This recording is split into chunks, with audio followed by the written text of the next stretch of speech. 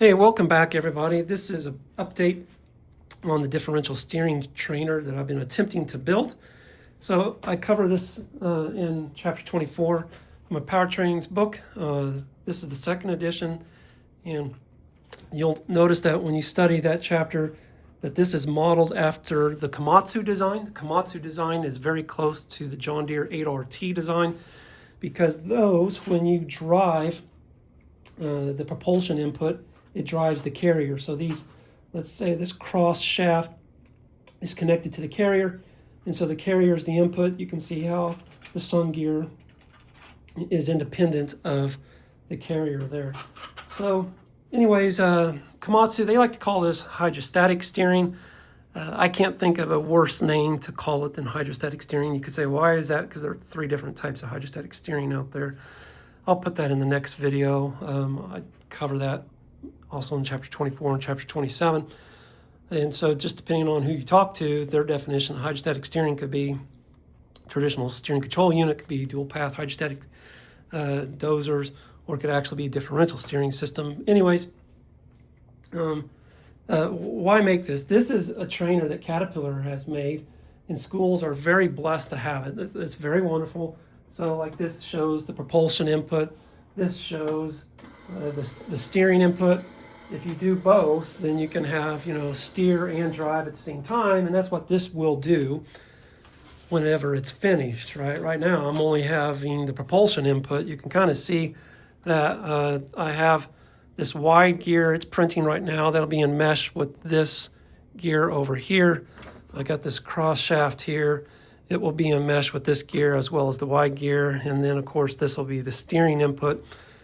And so when you provide steering input, it will cause these gears to go in the opposite direction to give you counter rotation depending on the direction that you are driving your hydraulic steering motor. And you could say, okay, why even do this? Well, I guess with students, it's very hard for them to understand how these 3 planetaries are interconnected and relate to each other through that common sun gear shaft.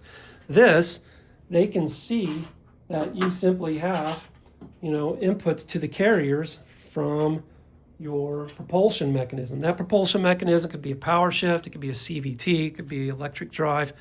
But either way, that power will either be forward or reverse, and it's very simple to understand. And students can also easily understand that when you drive these in the opposite direction for steering, then of course it provides, if you're sitting still, counter rotation. And it's just a little bit easier to understand. I guess you could also say, well, what happens if one of these gears fails someday? That's another challenge. So 3 reasons is it's simpler for students to understand.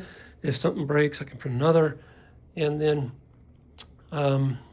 just the complexity of the CAT system. That's I'd say the last differential steering system that I cover when I'm covering differential steering. I like to first cover this Komatsu John Deere 8RT first. Then I talk about on the Case New Holland that instead of driving the carriers, they're driving the rings.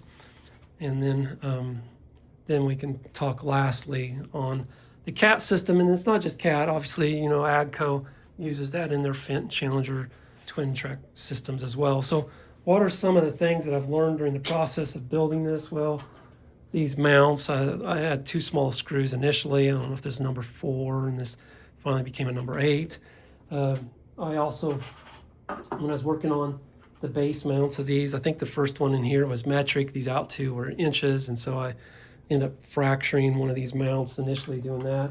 When I first assembled this today, it wasn't spinning very well, so I took it out in the lab, put some Vaseline on it, but then I realized that I think I just had this mount backwards because this is actually a little bit off center. I didn't get that perfect, and so that was probably that mistake. This Lego lock-in system, this is the very first type that was really small, and I wanted to enlarge those. So I made some improvements there.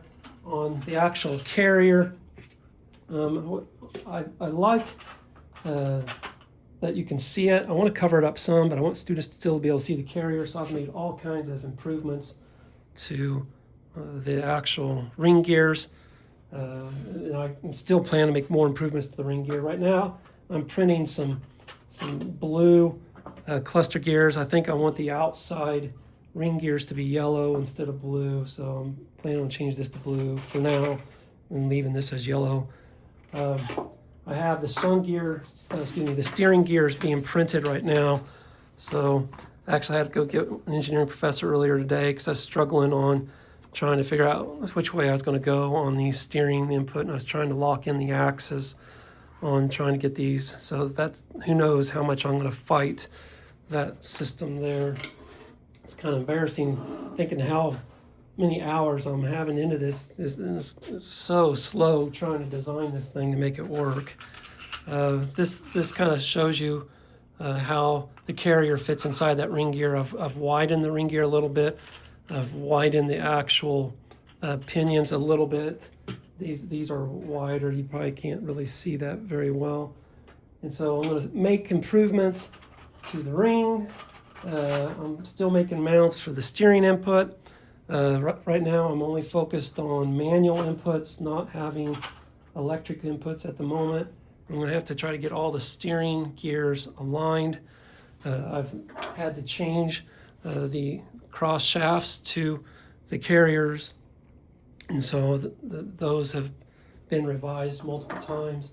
I think I've already shared with you that this was the first print that I did of the actual bevel gear set, and just on the software itself I had to start over 19 times just on that actual bevel gear set, just because how slow I am at trying to make this stuff work. So anyways, stay tuned. Appreciate you watching, and we'll see if I can eventually get to the steering gears. Right now, this next week, I'm going to focus on prepping for our 3 workshops that are coming up. I need to get ready for those. Plus, every night I'm getting chapters for the textbook revision. It's coming out in November. So it's a very busy time and very slow trying to learn and understand how all this stuff is put together. But appreciate you watching. Hopefully I can have some progress in the future. We'll just see.